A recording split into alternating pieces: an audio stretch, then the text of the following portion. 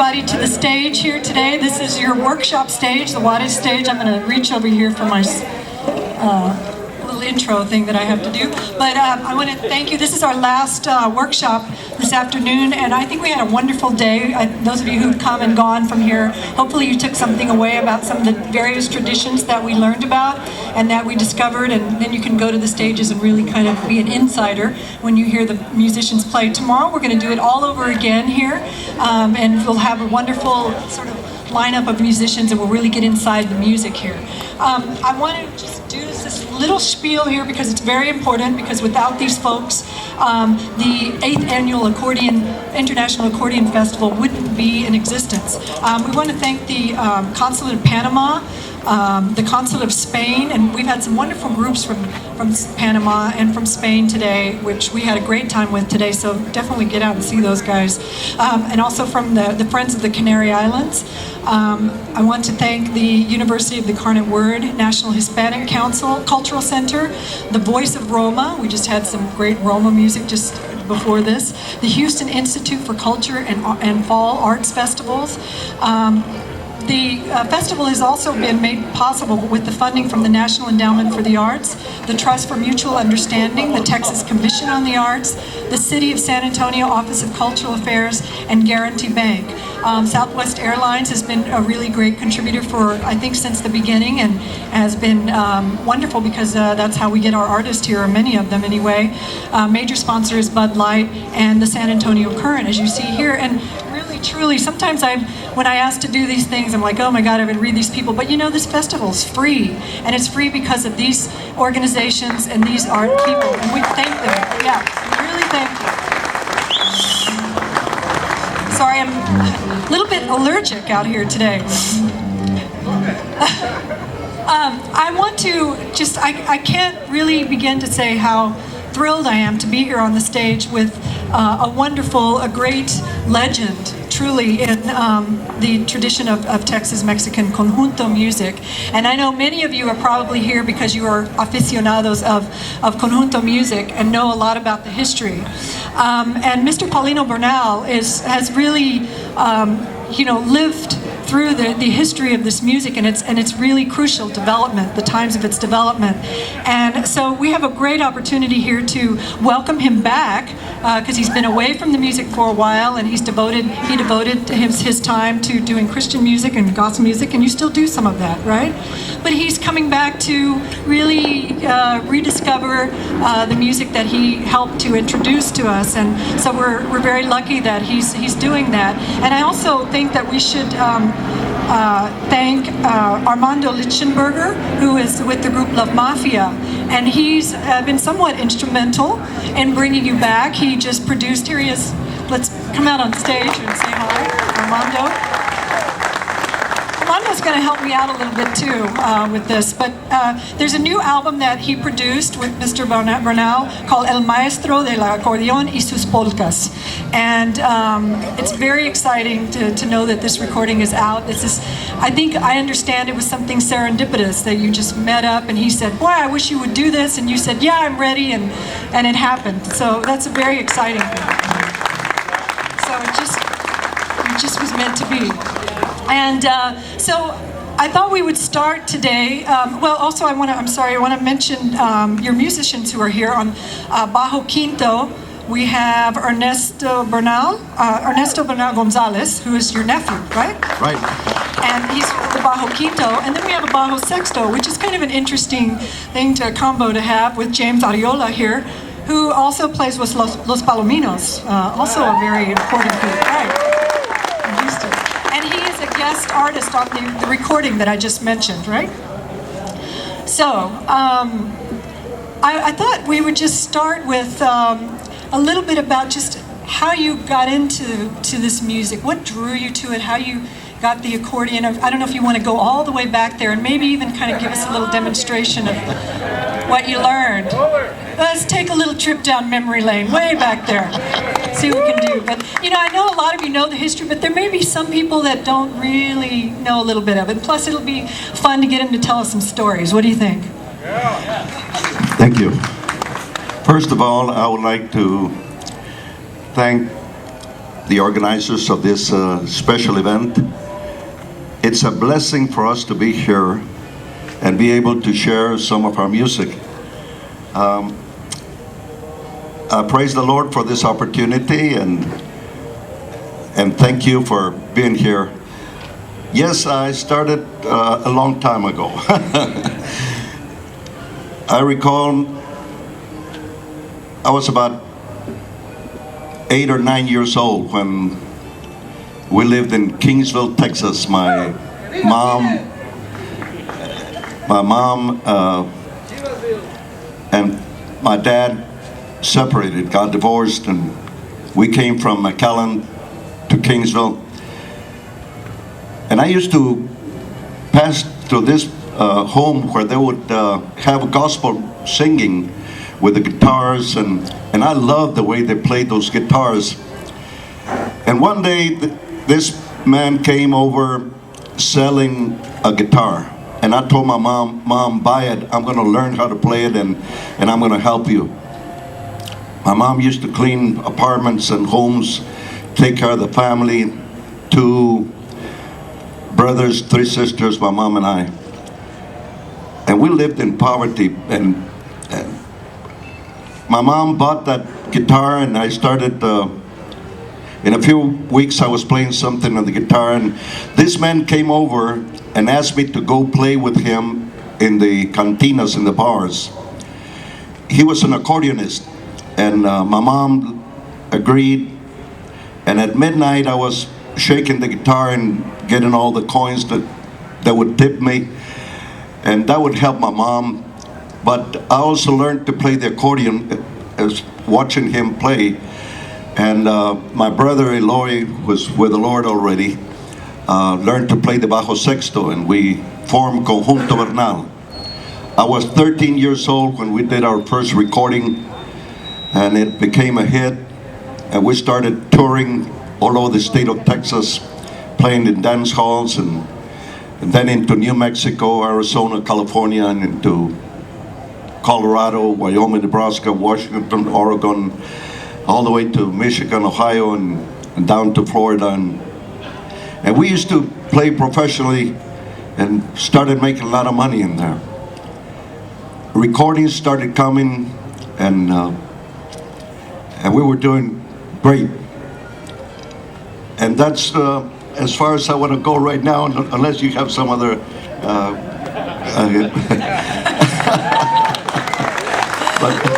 Oh yeah, I have other things, but why don't can we have a little music? Maybe you can go back to what you played first, you know, something that you learned, some of the earliest, I don't know if you want to do that, but...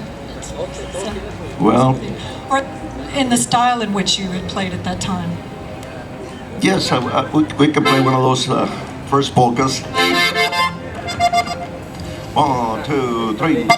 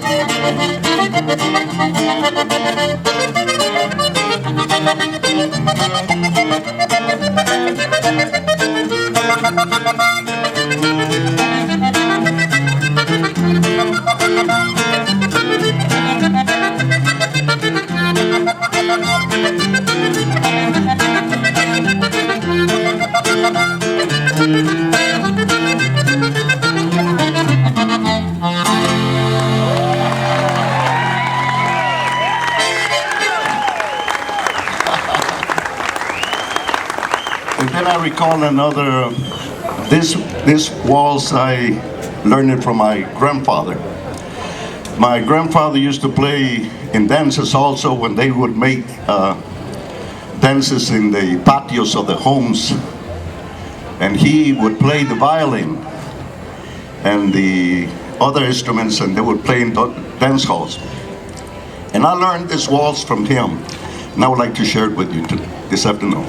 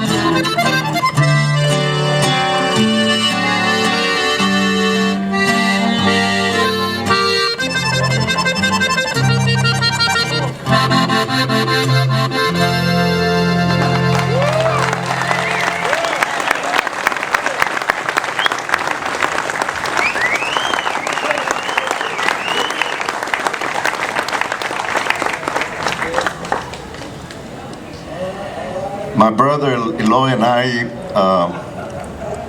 did a lot of recordings with Discos Ideal, Armando Marroquin and Mr. Bentancur from San Benito and Alice, Texas. And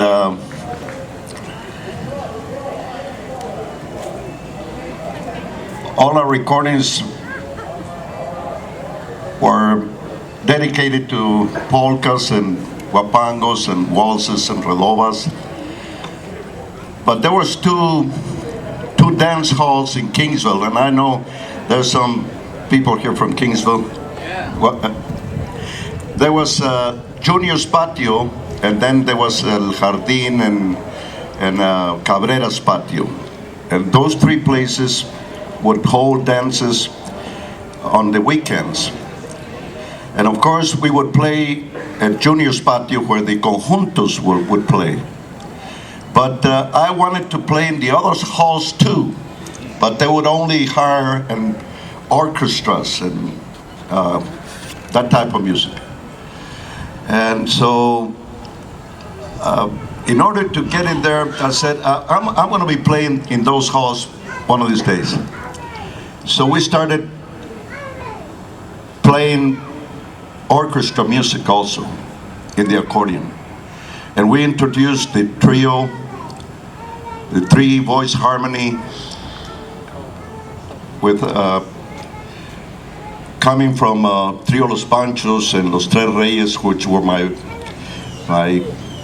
favorite trios, and we learned a lot of their songs, and soon we were playing a lot of boleros and cha-cha-chas and all that with our music, with our accordions. And sure enough, they invited us to go play in these halls also. Soon we were playing in all three of them. And one day we were invited by an orchestra from Phoenix, Arizona, Mr. Pete Bogarin. And he invited us to go play with him during the summer. He would make a tour with his orchestra, and my brother and I would form the Conjunto Bernal using their drummer and their bass player. And while during the intermission we would play with the accordion, and all the people just gathered to hear the singing, the trios, and all the songs that we would record. And when the orchestra played, I would play the bass with the orchestra, and I learned a lot of their music, and I introduced it into the accordion, and did always trying to better our music and adapt to different people, and it really helped our conjunto and all our recordings using different types of Mexican groups, trios, I'm sorry, and the orchestra, and combining it into the conjunto. A lot of somebody asked me about a polka that I composed, and it was dedicated to my cousin's daughter, Idalia. And I would like to share it with you, one of my polkas. And somebody asked me, how did you create that polka? Well, very, very simple. I would do some of these chords.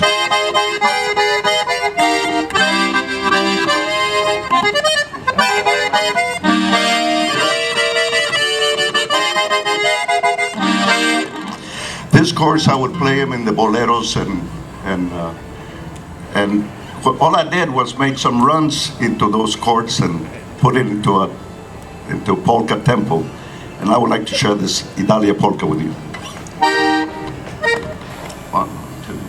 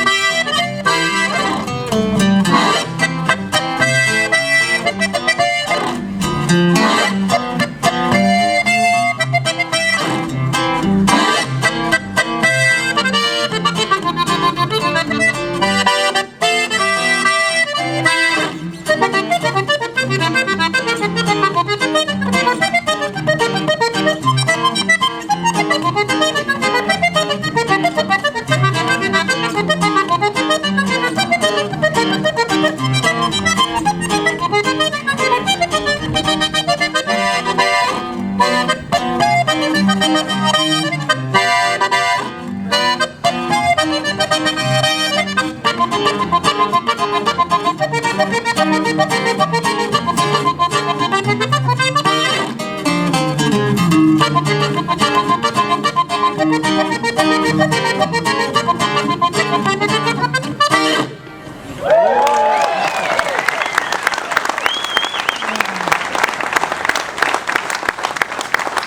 Paulino, you're doing great.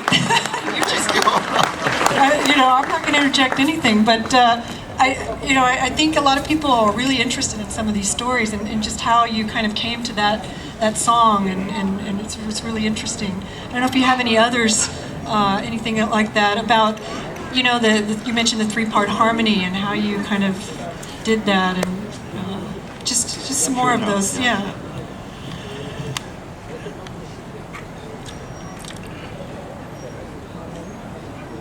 I used to love the Trio Los Panchos and Los Tres Reyes, which were my favorites. And Rubén Pérez was a great singer of trio music. They had a trio in Kingsville, and I used to love his first voice. So I invited him to join our group, and he did, and we formed El Trio Bernal with the accordion, and we would sing. And that's where we recorded our song Mi Único Camino, which was one of our greatest hits.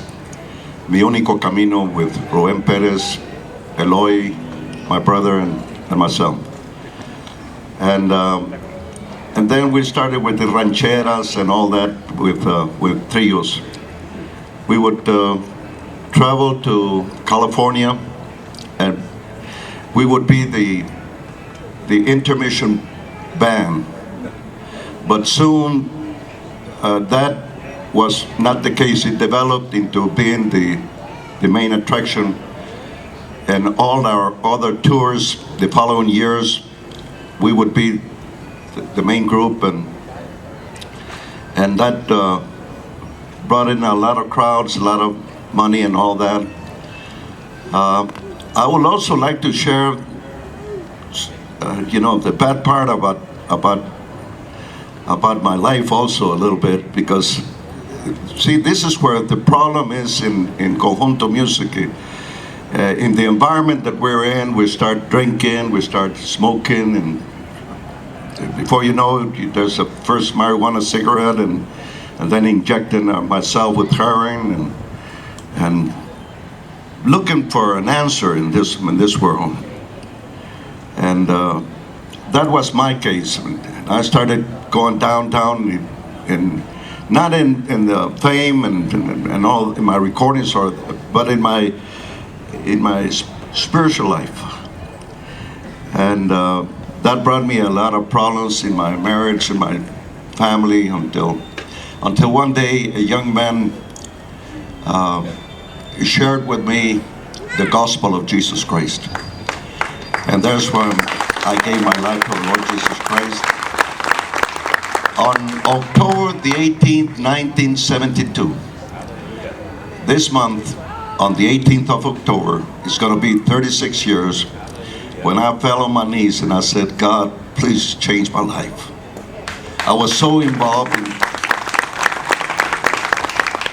and I want to be a better father, a better husband, a better man. I please come into my life. And I know you, Jesus Christ, you're Lord, you're God. You died on that cross for me and paid for my sins. I know you rose from the dead, but please come into my life and change me. And that day, I gave my life to the Lord, and everything I do, I've dedicated my accordion and everything I do to playing. We've been playing for 36 years, but playing gospel music, the same tempo, same music, but the message is different. You're not going to believe this, but yesterday we were in Mexico City. We were there for a week, and today we're here, and tomorrow we're going to be in Monterrey, and that's the way we're traveling all over, just sharing the gospel of Jesus Christ. So we'll be singing some of that too tonight, and of course with the whole band, but I would like to share another polka that is the most recent one that that I wrote, and hope you like it.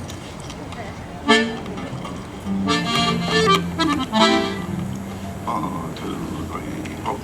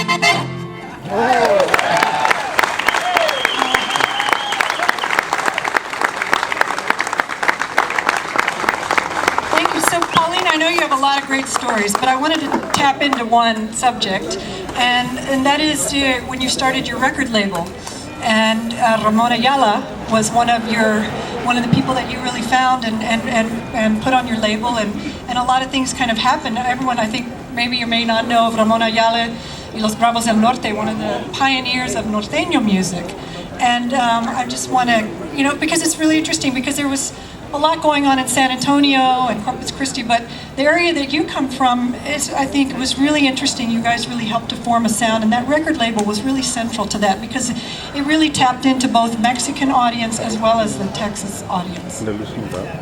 Well, when I married, everything started real good with our marriage, but coming home drunk and getting into that real bad environment, one day I decided to quit Conjunto Bernal when we were making more money than we could have ever dreamed of making.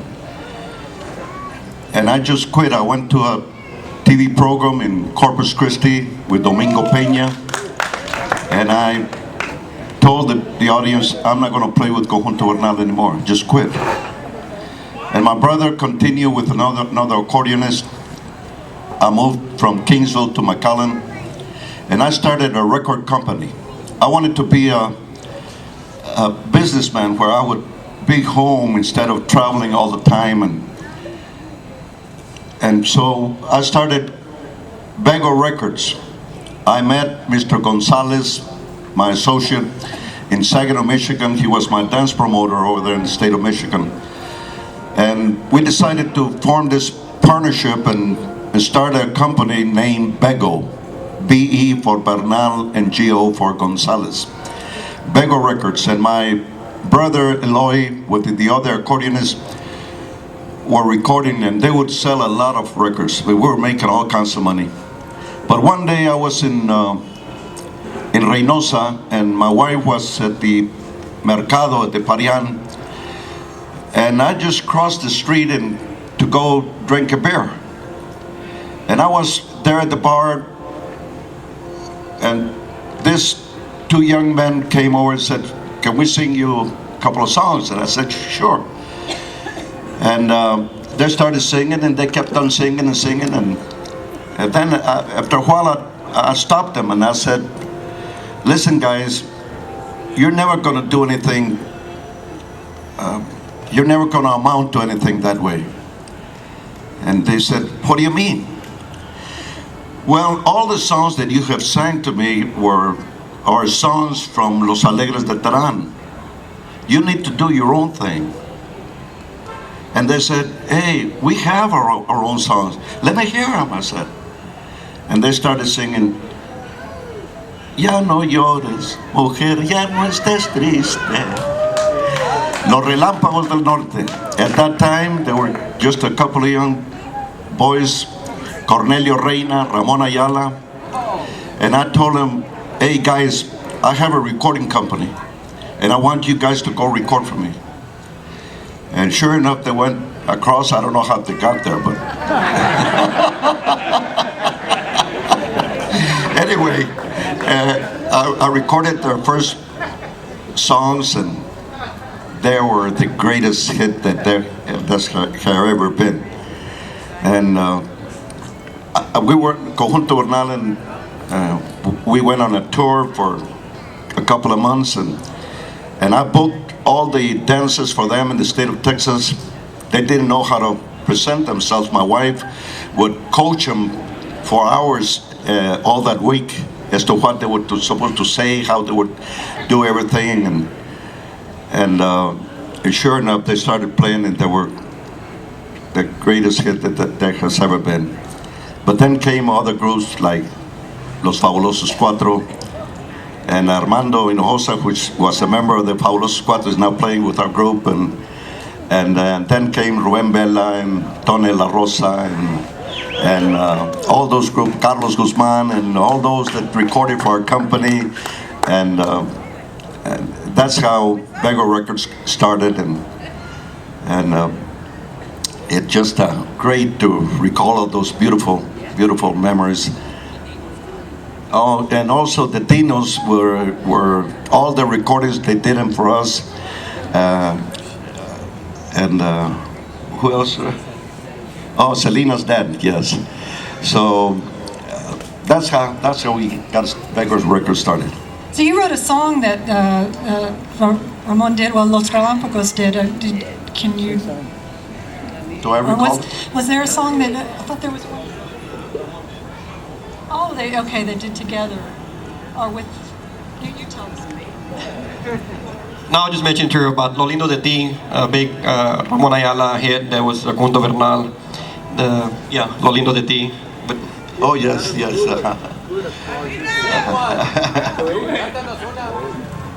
You want to do another song, and then I'd like us to talk about the new, or maybe do something from the new recording if you like. Up to you. Well, I would like to save all my music for the for the presentation tonight. So with the whole group. So we're going to do some singing also there. Okay. So. Is there something that you can do with vocals? Not now. No, we need the rest of the Okay. group. So anything you can do? Music? Questions? Well, we could ask, Fine. yeah. Okay, we can jump into the questions and then come back.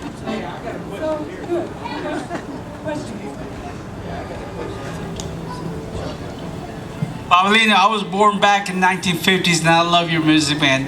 Lo Mucho de Ti, I love that song. Who was your best competitor back then? Was there anybody? Well, not really, because Little Joe wasn't born then, right? but because there were different styles, and everybody was so good in their own style that we were not competitive, really. Tony La Rosa had his beautiful style that I could never compete with him, and we had our own style. So then, Anybody in the accordion that can match you up back then in the 50s, early 50s? well, there were great accordionists at that time. Who were those artists? Well, Esteban Jordan, which is a great accordionist, Steve Jordan, and Oscar Hernandez was fabulous with the chromatic accordion, and he still is so. And of course, thank you.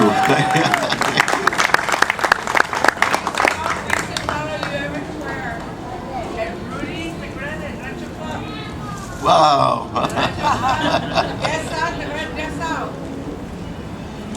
Thank you. Any other questions?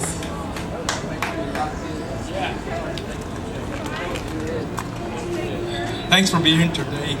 I wanted to ask you, I heard that you went on a USO tour. Yes, thank you. We were invited to go entertain the troops in Vietnam in 1968. President Lyndon B. Johnson invited us to go, and we were there 21 days doing 2 presentations daily. We would go on the helicopters, one helicopter for our instruments, another for us, and then 2 more with some of the guys that were protecting us, some of the soldiers, and we would go to the battlefields, and they would make provisional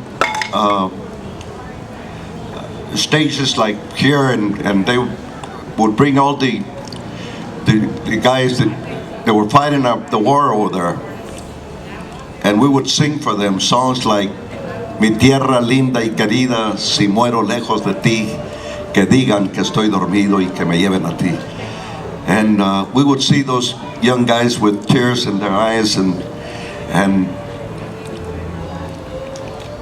we had beautiful experiences over there for 21 days. The first night that we arrived, we were tuning our guitars, and we were out in the battlefields, and it was already dark, and all of a sudden the flares started going up, and everything was daylight again, and the machine guns and the rifles started blasting all around our little cabin that we were in, and the Viet Cong were filtering through the river coming in to attack us. And in that concert we were there, but our boys took care of them, and we had our concert that night regardless. Another question. I know you're saving the good stuff for later, but could you maybe play Un Día A La Vez? Please. Well, we can do the introduction, but Ricardo Mejia, who is here, the one that sings it with me, we'll sing it tonight at 7, okay? Or 7:30.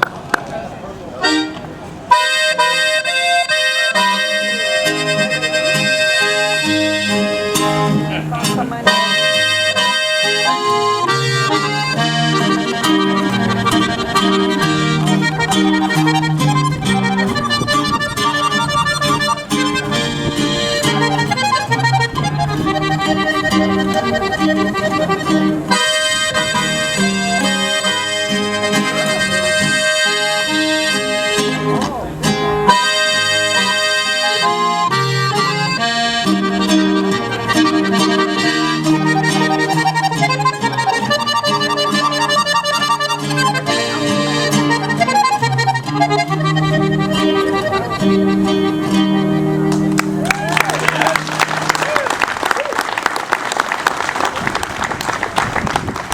beautiful. You know, he has such a florid style.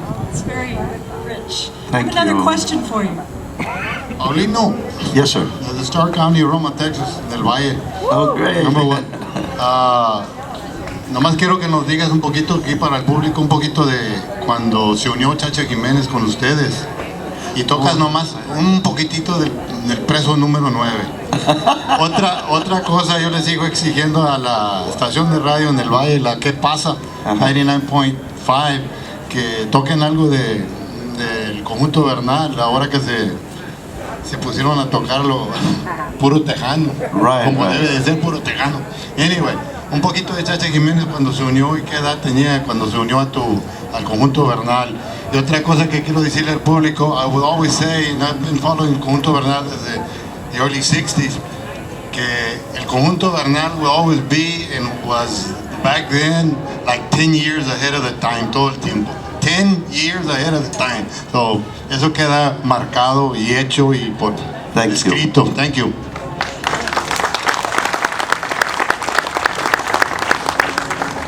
We were practicing, estábamos ensayando ahí in Kingsville, and this young boy came over and said, "Can I sing a song with you guys?" And we said, "Yeah, come on." And he started singing, "El preso número 9, ya lo va." And it was Cha Jimenez. And that day, I told him, "You're going to come and sing with us." And I contracted him to join Conjunto Bernal, and he was a blessing with us all those years that he's still singing Conjunto Bernal music and songs. And I really appreciate him. No, I cannot play, not with this accordion anyway. I cannot play it right now, but great memories, and thank you for those words, my friend. Thank you. We have another question. I would like to answer a question that was asked to me, and I don't know if the person is still here, but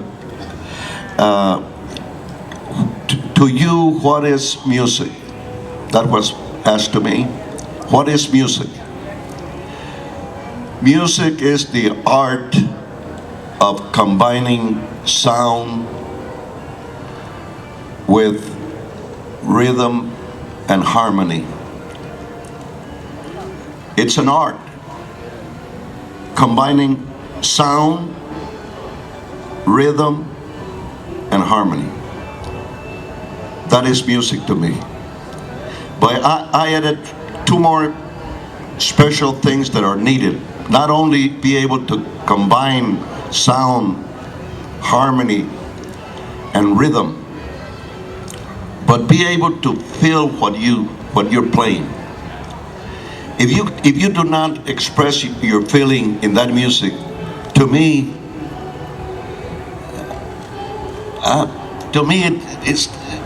it's not music. That's personal, okay? And you have to feel what you're playing. But not only that, you have to be able to project that feeling to other people. And if you can do all those 5 things, to me, that is music. And I've been trying all my life to do that. Thank you.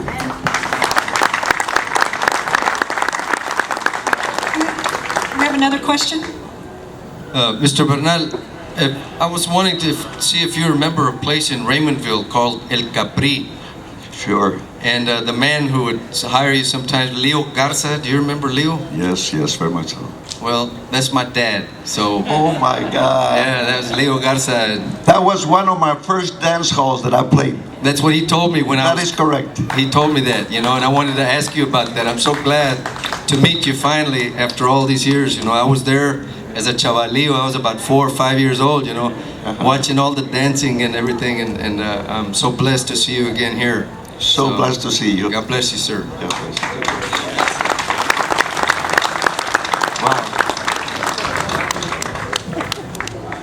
couple more questions. Is that all right? Sure. Keep going? All right, here we go. Mr. Bernal, Un Día A La Vez, who wrote it, or did you have anything to do with that song? Yes, it was translated by me from the English into the Spanish language, and it was Chris Christopher, the person that wrote that One Day at a Time. Are you involved in the Chris royalties? Christopher. Mr. Bernal, are you involved in the royalties for that, I hope? No. I should, because now has been recorded with I don't know how many hundreds of singers have recorded that song in Spanish. Yeah, that's how it was in the old days with the music business. You didn't really have the royalties necessarily. People didn't really know how to do that yet. Exactly. They were still learning. Now they've got it down to a science, don't they? Any other questions for Mr. Bernal? Anybody else? So I have a request for a bolero. Is that possible? We'll do some tonight. Nana. You got to come to the concert. Yeah. Anybody else? Mr. Bernal, I don't know if you recall an accordionist by the name of Beto Salinas. Sure. I wanted to see if you can tell me a little bit on how he came into Conjunto Bernal, or how he came about playing your music. Yes, we were in what's that place? No, Milwaukee. We went to play in a dance hall over there, and the alternating band was Beto Salinas, and we became very good friends. And when I left the Conjunto, Beto was one of the accordionists that came in with Conjunto Bernal.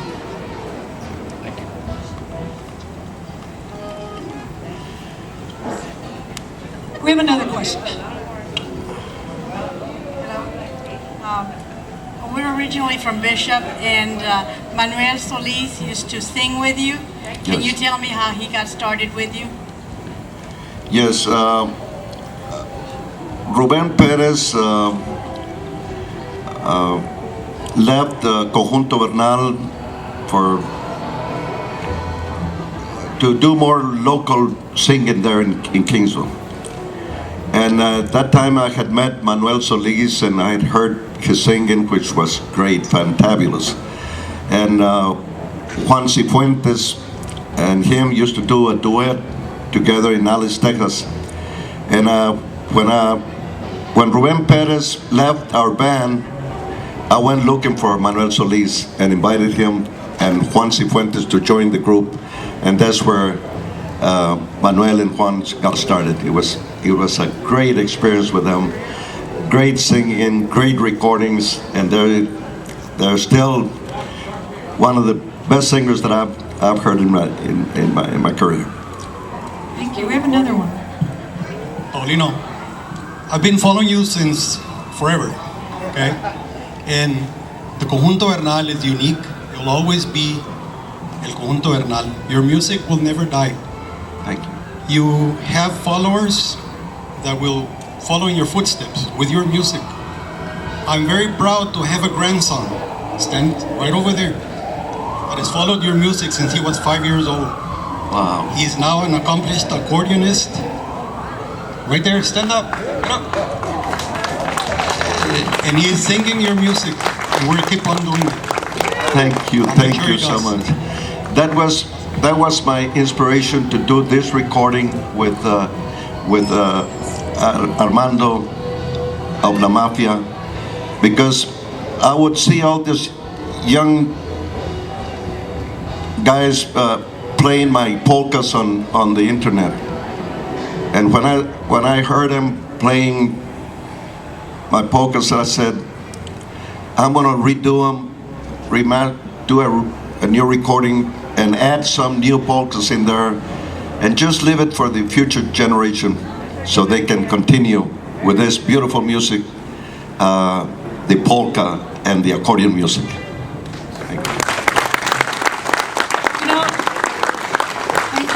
glad that you asked that question because Armando told me that this was why you decided to do this recording, to really kind of to inspire young people like that. And maybe you guys can talk a little bit about the making of that record. And maybe you want to join. I'll sit over here. Gotta sit down. First, I want to say that Paulino has always been my influence. My whole career with La Mafia, you'll hear touches of Paulino's style in our different recordings. La Mafia, of course, is not a band where the accordion is the dominant instrument, but that was my first instrument. I'm from Alice, Texas, and as a kid, I remember my parents going to La Vida, to Conjunto Bernal, and the music on the radio, and his style was always when you learned a Paulino polka, you felt you've almost arrived, at least as a musician, because his polkas are some of the most complex polkas from our industry. And I had the pleasure of meeting Paulino for the first time at a ceremony there in Alice, Texas, about 2 years ago. The closing ceremonies of La Vida Dance Hall in Alice, which was the place that gave birth to a lot of bands, and Paulino was gracious enough to come back to La Vida that night for the final performance of that famous dance hall, and I met him for the first time, and for me it was a thrill, and I owe that to Carlos Guzman, because I told Carlos, please introduce me to Paulino, and last year Paulino performed at a Conjunto festival in Houston, and La Mafia wasn't on tour, and I went to see them perform, and I had dinner with them that night. And a couple of months later, Ernest calls me and says, Paulino's interested in you producing a record for him, an idea that we've had already for a few years. And I almost fell on the floor. I said yes. I didn't even think about it. I said, let's do it. And in December, we finally got in the studio. It was hard coordinating our schedules because Paulino is always touring. We're usually on the road.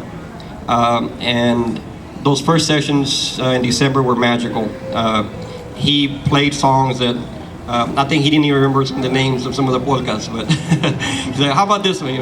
And I had my list of my favorite polkas that I had of Paulino Bernal, and they kind of matched up. We kind of agreed on the list of songs that we wanted to do. One of my favorites is Tres Aromas, and it's a polka that a lot of accordionists haven't heard, but it's one of those magical in the vault songs, and the other polkas, Idalia, of course, and that's my dad's favorite polka. And I was really thrilled. I brought my dad to the studio because my dad, he idolized Paulino's style. My dad is an accordionist. My dad lost his middle finger working at Roughneck in Alice in the Norias, and so he had to switch to Bajo Sexto, but he could play some of your polkas in his younger days. And this record is like Paulino said, it's an inspiration. When we were in the studio, I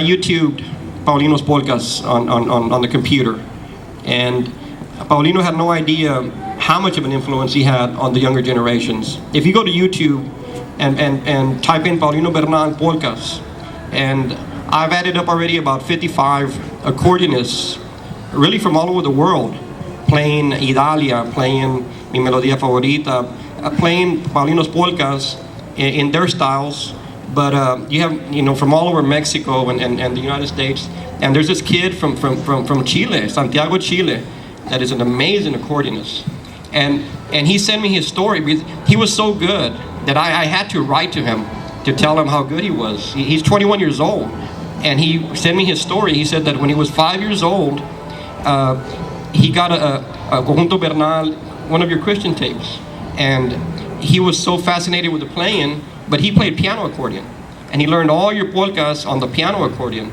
He didn't realize till later. No, he learned them on the button, and he didn't realize till later that there's two different kinds of accordions. So now he knows them on both, on piano and button.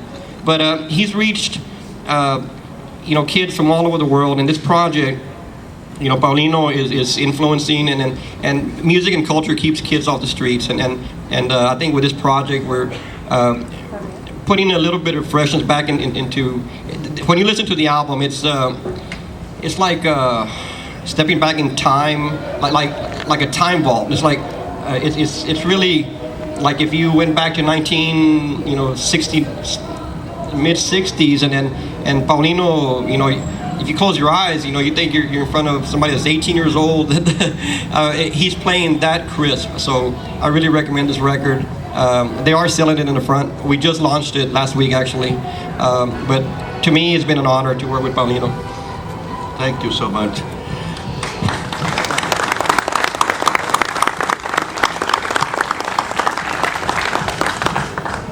What Armando didn't know it was that when we were on tour doing our Christian concerts, we would always play La Mafia. We love La Mafia, and my sobrino Ernesto would always bring us the newest recordings, and we would always be talking about how your style, and we even did some recordings with your tempo and your style also. So now I'm even more honored. Anyway, thank you.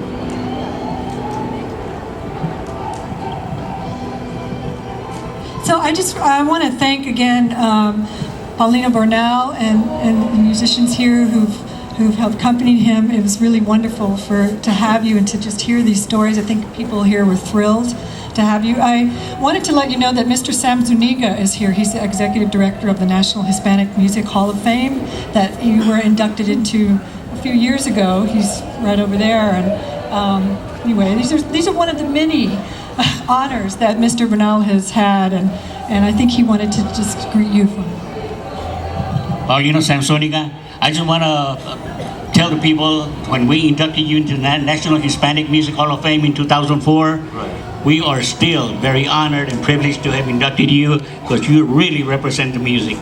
And I want to thank you. Mil gracias. Muchas gracias. So all I can say at this point is that you really should be over at the Magritte stage at 7 o'clock, right? Right. Because you've been properly prepped. We're all just eager to hear this music and to hear it with the full group. And once again, I just want to thank you. You're a wonderful audience, and it's really great to hear some of your stories. And I want to thank again Mr. Bernal and Armando and the musicians here, Ernesto and James. Sorry, I've had so many names today to remember. But I want to thank you all. This has been, for me, such a special event, and just to meet you and to really, I've written about you. I was a journalist, and I have a book. I have a book coming out on Norteño music, the history of Norteño music, in March, and so you're in there, and it's just an honor. Thank you so much, and I want to thank the audience again. Thank you so much. Thank you for being here with us, and we'll see you at 7, and we'll be with the whole group tonight. And the CDs will be on sale, I understand as well. Thank you. And tomorrow we're going to do this all over again at noon. So we look at the lineup. We've got a lot of groups set up, so we'll see you then.